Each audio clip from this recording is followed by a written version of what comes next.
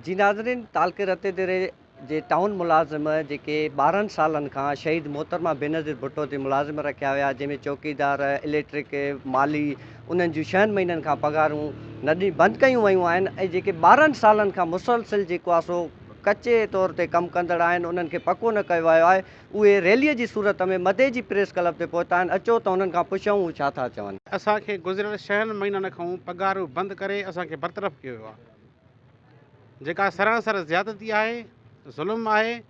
12 सालनि जे दौरान peoples party जी वफ़ाक़ में हुकूमत रही आहे ऐं हीउ 12 साल आहे असांजी पीपल्स पार्टी सिंध हुकूमत ते मुसलिद आहे।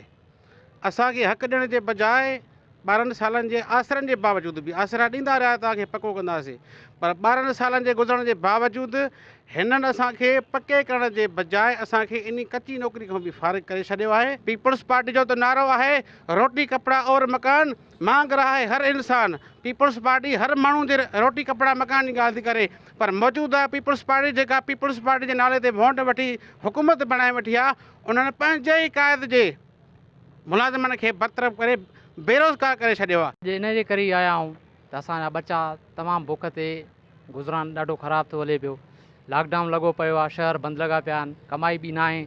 असांखे 5,000 ते हिन वक़्तु ताईं हलायो वियो आहे, बल्कि हाणे उहे 5,000 बि असांजा बंदि कया विया आहिनि। 5 महीनो आहे।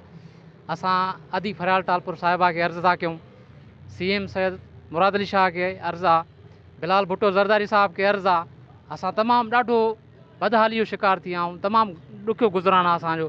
महिरबानी करे असां ते थोरो निगहबानी कई वञे ऐं असांखे रेगुलर कयो वञे, असांखे पगारूं ॾिनियूं वञनि। तन हज़ारनि जे आसिरे ते असां दुकान वारनि मूं खंदा पिया खणूं, अॼु उन्हनि जा असांजा 30-30, 40-40 हज़ार थी विया।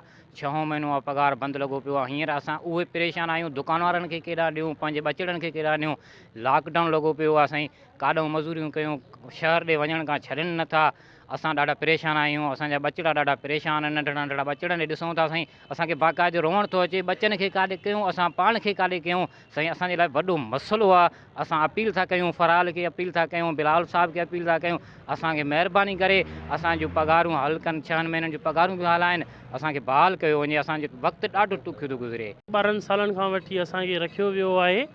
12 सालनि खां वठी असां पंहिंजी ड्यूटी सर अंजाम ॾींदा आया आहियूं ऐं गुज़िरियल 6 महीननि खां असांखे ड्यूटी मां बरतरफ़ करे फ़ारिग कयो वियो आहे। असांजूं पघारूं बंदि करे वयूं आहिनि। असांजी अपील आहे मोहतरमा फरियाल टालपुर साहिबा सां, बिलावल भुट्टो ज़रदारी साहिब खे ऐं ॿिया का पार्टी जा जेके बि रहनुमा आहिनि उन्हनि खे अपील आहे त बराए महिरबानी असांखे रेगुलर कयो वञे, असांखे कंफर्म कयो वञे ऐं असांखे पंहिंजूं गुज़िरियल 6 महीननि जूं तनख़्वाहूं बि ॾिनियूं वञनि। असां ड्यूटियूं ॾींदा आहियूं, असां उते मज़ार ते ख़िदमतूं कंदा रहिया आहियूं।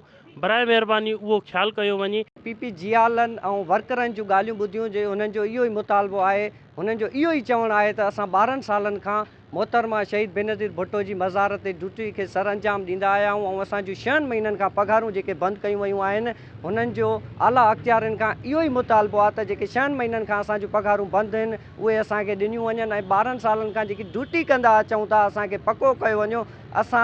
असांजा ॿचिड़ा जेको आहे सो फाका कशी वारी ज़िंदगी गुज़ारण ते मजबूर आहिनि।